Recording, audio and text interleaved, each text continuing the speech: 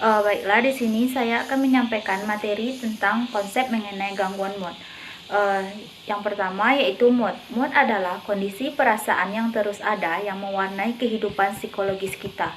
Orang dengan gangguan mood atau mood disorder mengalami gangguan mood yang luar biasa parah atau berlangsung lama, sehingga dapat mengganggu kemampuan mereka untuk berfungsi secara normal.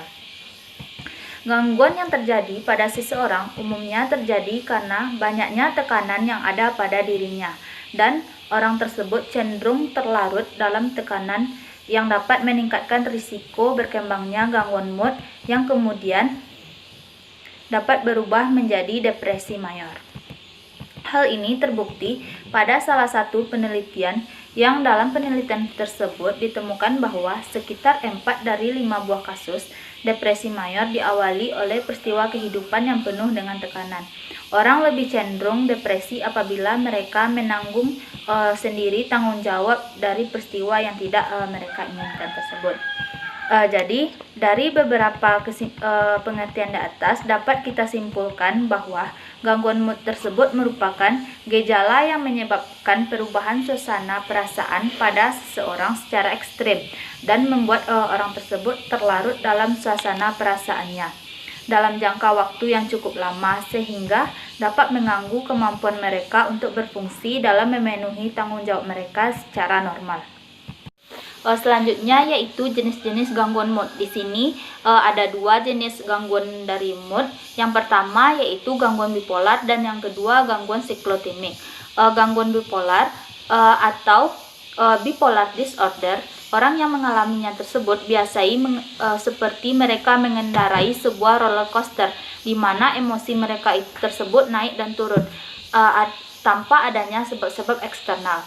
Episode pertama dapat berupa manik atau depresi. Episode manik atau depresi biasanya bertahan beberapa minggu hingga beberapa bulan. Umumnya lebih singkat durasinya dan berakhir secara tiba-tiba daripada episode depresi mayor. Sejumlah orang dengan gangguan bipolar yang muncul berusaha untuk membunuh dirinya atau bunuh diri pada saat bergerak turun dari fase maniknya. DSM membedakan bipolar tersebut menjadi 2. Yang pertama yaitu bipolar 1 dan bipolar 2. Pada gangguan bipolar 1, orang tersebut mengalami paling tidak 1 episode manik secara penuh. Pada banyak kasus, individu mengalami perubahan mood antara girang dan depresi dengan diselingi periode antara berupa mood yang normal. Gangguan bipolar 2 diasosiasikan dengan suatu bentuk mania yang lebih ringan. Pada gangguan ini, seseorang mengalami 1 atau lebih episode depresi mayor dan paling tidak 1 episode hipomanik, namun tidak pernah mengalami episode manik secara penuh. Yang kedua yaitu gangguan siklotimik. Gangguan siklotimik biasanya bermula pada akhir masa remaja atau masa dewasa awal dan berlangsung selama bertahun-tahun. Terdapat sedikit bila ada periode mood yang normal yang berlangsung lebih dari 1 bulan atau 2 bulan. Namun tidak satu pun dari periode mood yang terelevasi atau terdepresi cukup parah untuk dikenakan diagnosis gangguan bipolar.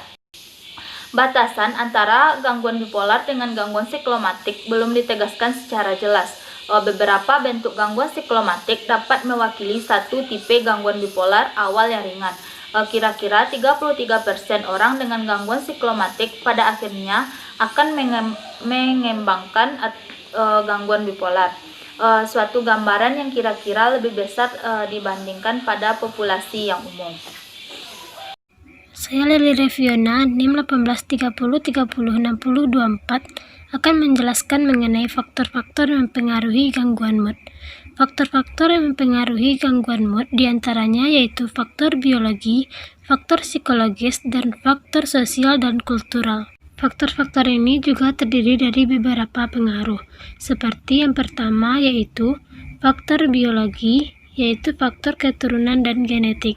Pengaruh keluarga dan genetik juga bisa mempengaruhi mood seseorang. Misalkan, dalam keluarga ada salah satu anggota keluarga yang memiliki mood yang tidak stabil. Hal tersebut juga dapat mempengaruhi kondisi mood dalam anggota keluarga tersebut. Yang kedua yaitu sistem neurotransmitter. Neurotransmitter ini memegang peranan yang sangat penting untuk otak dalam mengatur kinerja berbagai sistem tubuh. Yang ketiga yaitu ritme tidur dan sirkadian. Gangguan mood pada seseorang dapat dilihat dari semakin meningkatnya jumlah jam tidur yang dialami oleh seseorang. Yang kedua adalah faktor psikologis. Faktor psikologis terdiri dari peristiwa kehidupan yang stresful. Apabila seseorang mengalami kejadian yang tertekan, hal itu juga mempengaruhi gangguan mood dari seseorang.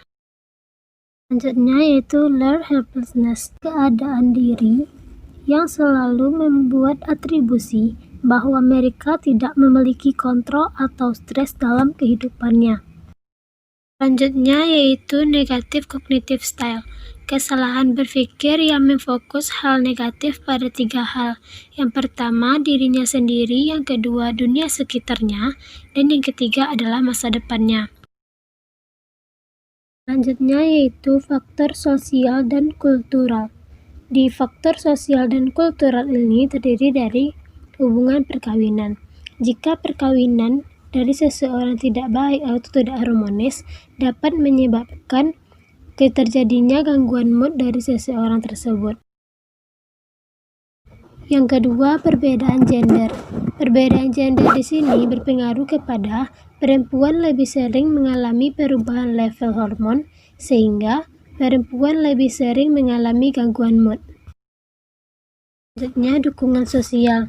Dukungan sosial juga dapat mempengaruhi mood dari seseorang. Sosial memegang peranan penting dalam memprediksi omset atau gejala-gejala mood yang dialami oleh seseorang.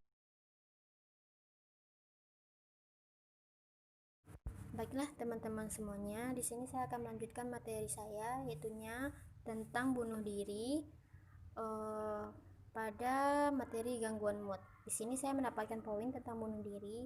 Baiklah teman-teman semuanya, tahu apakah itu bunuh diri? Bunuh diri adalah suatu upaya seseorang untuk menghabisi nyawanya sendiri atau menyiksa dirinya sendiri. Dan pengertian lain, bunuh diri adalah salah satu utama penyebab kematian di dunia. Perilaku bunuh diri bukanlah suatu gangguan psikologi, tetapi sering merupakan ciri atau simptom dari gangguan psikologis yang mendasarinya, dan biasanya adalah gangguan mood yang menjadi alasan dibalik perilaku percobaan bunuh diri. Teman-teman semuanya, kita lihat pada slide yang kedua, saya paparkan gambar yang mana seseorang duduk di bangunan tinggi dan mencoba untuk melakukan tindakan bunuh diri. Jadi teman-teman semuanya, bunuh diri itu ada beberapa faktor atau penyebabnya, yaitunya penyebab seseorang melakukan bunuh diri adalah yang pertama depresi dan gangguan bipolar. 60% dari semua kasus bunuh diri dilakukan oleh orang yang mengalami gangguan mood atau suasana hati. Gangguan ini cukup luas, meliputi depresi berat dan gangguan bipolar, yaitunya gangguan yang ditandai dengan perubahan suasana hati. Jadi seseorang jika hatinya telah merasakan perubahan, maka jika tidak bisa mengatasi secepatnya, maka seseorang itu akan dapat melakukan tindakan percobaan bunuh diri. Yaitunya yang kedua, gangguan mental. Sekitar 30% kasus bunuh diri dilakukan oleh orang yang memiliki gangguan mental. Selanjutnya, mengkonsumsi alkohol. Jadi jika seseorang mengkonsumsi alkohol ini dapat menyebabkan tindakan bunuh diri, bahkan sampai melakukan seksual dan kejahatan, bahkan bisa melakukan tindakan-tindakan di luar ketidaksadarannya. Selanjutnya, efek samping obat. Jika seseorang mengkonsumsi obat-obatan, maka itu juga bisa dapat menyebabkan seseorang itu melakukan tindakan bunuh diri. Selanjutnya, rasa bersalah. Di dalam hidup pasti ada suatu masalah, dan jika seseorang itu melakukan tindakan dan ia merasa tidak senang dan bahkan sampai ke tahap benar-benar rasa bersalah. Jika seseorang tidak dapat untuk mengatasi dirinya sendiri, maka rasa bersalah itu akan berkelanjutan bahkan sampai ke tahap percobaan bunuh diri. Dan selanjutnya kesedihan dan kehilangan dan kesedihan. Dalam hidup manusia diciptakan yaitunya untuk saling sayang menyayangi dan mengasihi. Dan jika seseorang kehilangan orang yang ia sayang atau orang yang ada di sekitarnya, maka itu akan ia merasakan suatu kehilangan dan kesedihan yang amat berat. Dan jika seseorang itu tidak bisa menjalankan atau mencari jalan alternatif lain, bahwasanya kesedihan ini bukanlah suatu akhir dari masalahnya, maka ia akan mencoba mencari jalan yang lain. Tetapi jika seseorang merasa terpuruk dan sangat-sangat terpuruk, maka ini adalah salah satu faktor atau penyebab dari bunuh diri. Dan karena ia merasa bersalah, maka ia akan mencoba melakukan tindakan bunuh diri.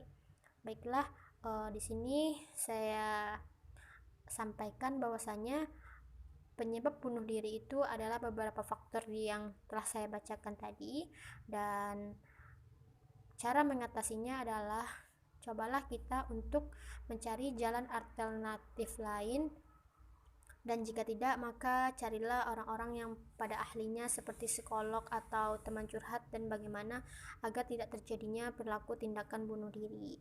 Baik, hanya itu yang dapat saya sampaikan.